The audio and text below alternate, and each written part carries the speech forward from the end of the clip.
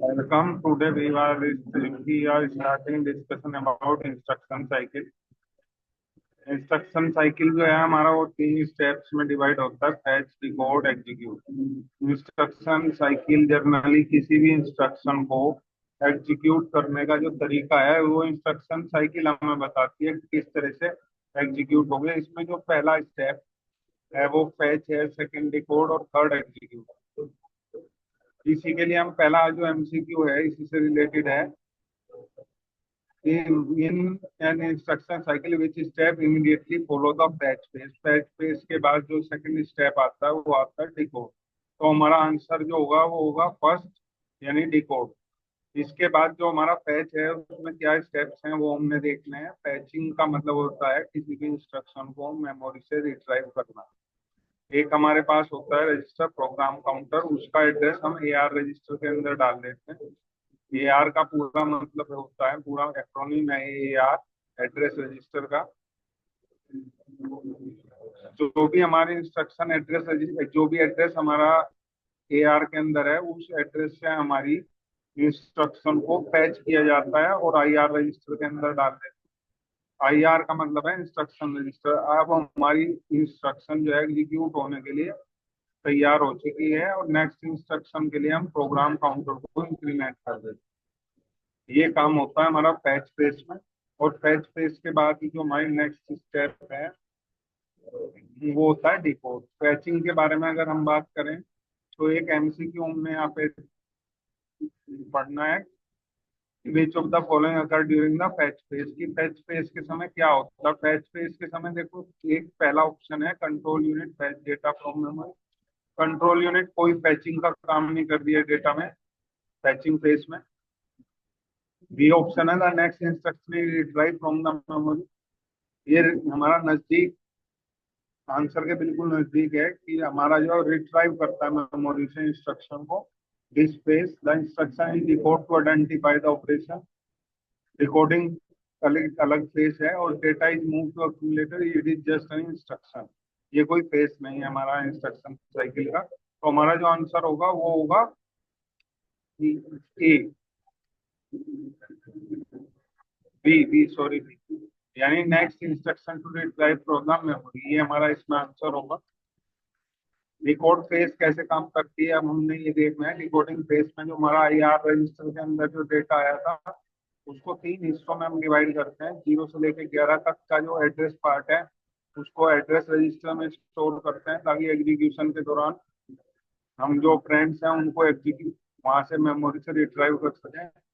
आई जो है हमारा वो 15 नंबर वाली जो बिट्स है उसको कंटेन करता है और ये बताता है कि मोड, जो हमारा मोड जो इंस्ट्रक्शन का मोड होता है उसको रिप्रेजेंट करता है।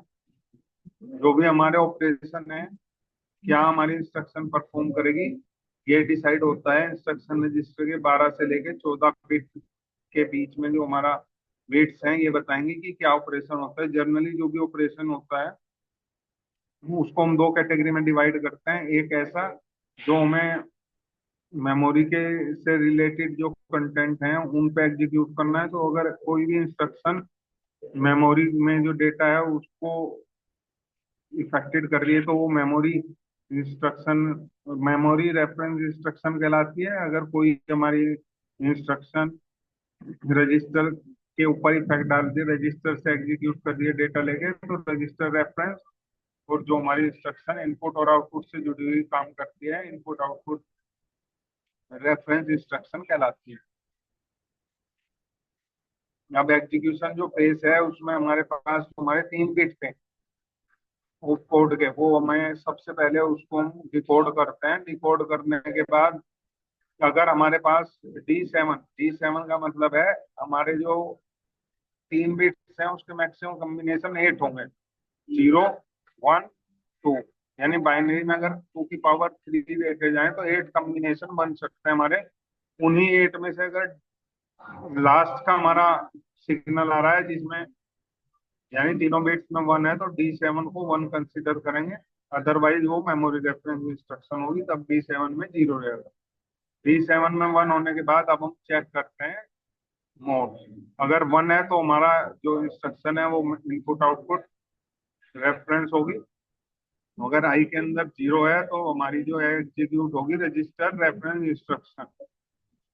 या इसके अलावा अगर हम सेकंड हाफ की बात करें तो हमारी जो इंस्ट्रक्शन अगर मेमोरी रेफरेंस है तब हमारे पास आई के अंदर अगर 1 है तो इनडायरेक्ट मोड में हमारा काम होगा मेमोरी रेफरेंस, और अगर 0 है तो डायरेक्ट मोड में। ये जितना भी इंस्ट्रक्शन एग्जीक्यूट कर रहे हैं अब तक हमने, चाहे वो इनपुट आउटपुट रेफरेंस हो या रजिस्टर रेफरेंस हो, T3 टाइम पे एग्जीक्यूट होता है, जबकि memory reference instruction T4 time पे एग्जीक्यूट होगा।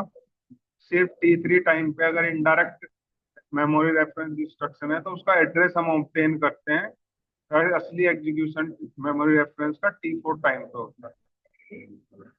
ये हमारा जर्नल डिस्कशन था इंस्ट्रक्शन साइकिल का, इंस्ट्रक्शन साइकिल किस तरीके से हमारी काम करती है।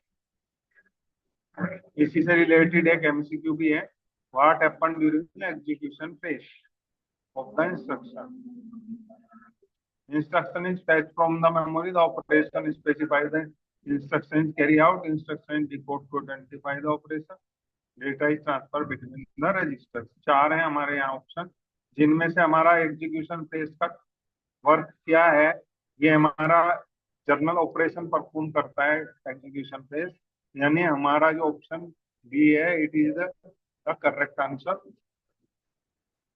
इस आज जो है हम इस लेक्चर में सिर्फ इतना ही डिस्कशन करेंगे, फर्दर हम नेक्स्ट लेक्चर में और एमसीक्यू के साथ डिस्कशन करेंगे ताकि हम अधिक से अधिक इस बारे में समझ सके। धन्यवाद, थैंक यू।